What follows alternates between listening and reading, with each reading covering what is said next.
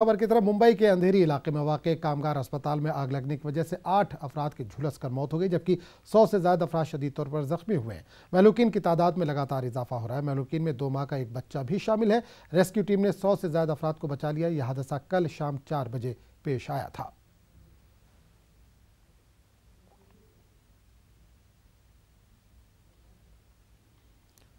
और मुंबई के सरकारी अस्पताल में लगी आग की जिम्मेदारी लेने को कोई तैयार नहीं है। सामाजिक कारकुन शकील शेख ने मुंबई के फायर ब्रिगेड की टीम को इसका जिम्मेदार ठहराया। इन्होंने कहा कि अस्पतालों और इस तरह की कई इमारतों के बारे में जानकारी देने के बावजूद मुनासिब कार्रवाई नहीं की गई। हमारे नुमाइंदे सर्वेश तिवारी ने शकील शेख से खास बात की।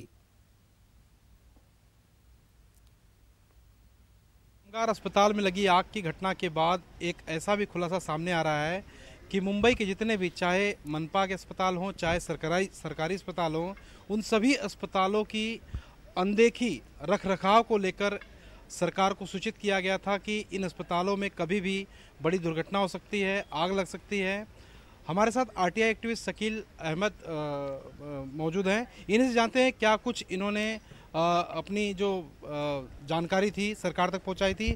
क्या कुछ जानकारी अपने सरकार तक पहुंचाई थी और मुंबई के कितने अस्पतालों का इसमें जिक्र था?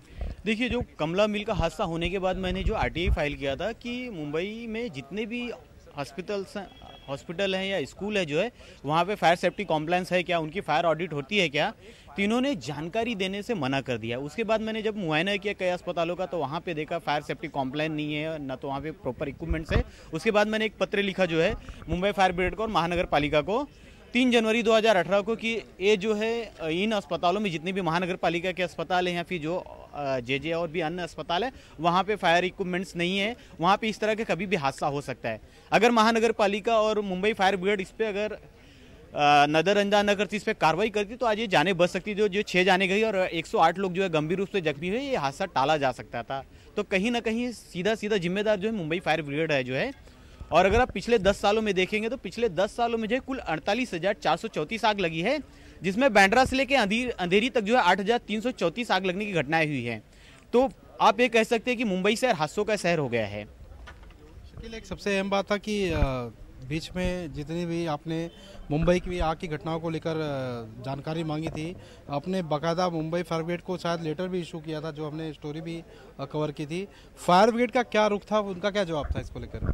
देखिए, फायर ब्रिगेड तो सीधा अपना पलड़ा झाड़ रहा है कि हम कोई बिल्डिंग की ऑडिट करते नहीं, लेकिन जो महाराष्ट्र आपदा प्रबंधक व उपाय योजना है उसमें उनकी सीधी जिम्मेदारी है कि मुंबई में जितनी भी इमारत है उसकी फायर ऑडिट करवाने की जिम्मेदारी है, उसको जो ओनर्स है या सोसाइटी ओनर्स है उनको करवाने की जिम्मेदारी सीधा मुंबई महानगर पालिका की और मुंबई फायर ब्रिगेड की है।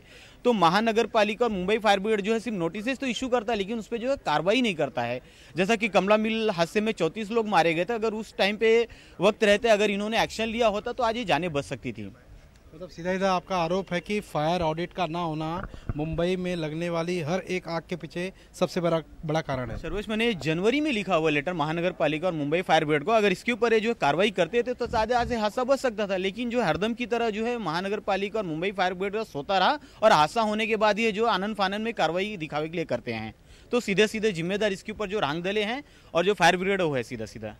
ये थे शकील जो जानकारी दे रहे थे कि तमाम जो जानकारी थी आग की घटनाओं को लेकर, जो कमजोरियां हैं मुंबई के तमाम इमारतों की, अस्पतालों के, स्कूलों की, वो जानकारियां फायर ब्रिगेड को देने के बावजूद भी फायर ब्रिगेड की जो टीम है वो नहीं जागी और इसी के चलते इस तरह के हादसे सामने आते हैं।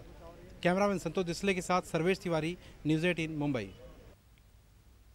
इस पूरे मामले में बात करने के लिए हम सीधे रुख करेंगे मुंबई का, जहां से हमारे नुमाइंदे प्रशांत पांडे इस वक्त सीधे तौर पर जुड़े हैं। प्रशांत, मुंबई के एक सरकारी अस्पताल में कल शाम आग लगी, जिसमें 8 लोगों के मारे जाने की खबर है। 100 से ज़्यादा लोगों के जख्मी होने की खबर है जो कि झुलस गए थे। ताज़ा जानकारी क्या है? क्या ये फिगर कुछ चेंज हुआ है?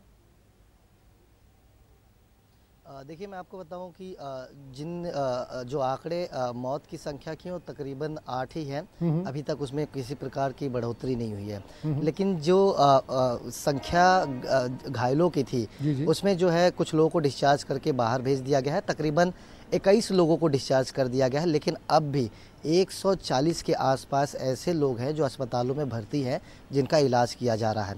मैं आपको यहाँ पर एक सबसे बड़ी बात बताने की कोशिश करता हूँ कि ये सरकारी अस्पताल है और प्रशासन के निगरानी में यहाँ पर सारी चीज़ें देख रेख की जाती हैं।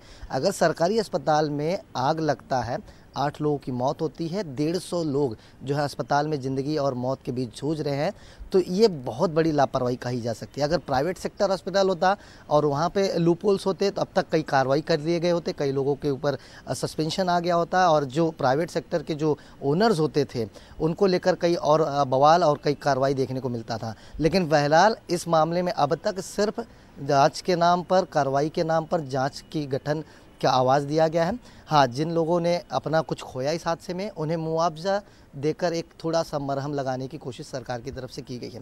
बहरहाल सबसे बड़ी बात यही है कि पिछली बार हमने देखा कमला मिल में जब आग लगी तो रीज़न यही सामने आया कि जो फायर सेफ्टी के नॉर्म्स हैं वो पूरी तरह से फॉलो नहीं किए गए थे। उस वक्त तो आलन पालन से सारे मुंबई के जो है होटल्स जो है उनकी ऑडिट रिपोर्ट निकाले गए, लेकिन उसके बाद क्या 1-2 जगह तोड़े गए कुछ होटल्स जहां पर फायर नॉर्म्स नहीं थे, उसके बाद कार्रवाई वहीं रुक गई।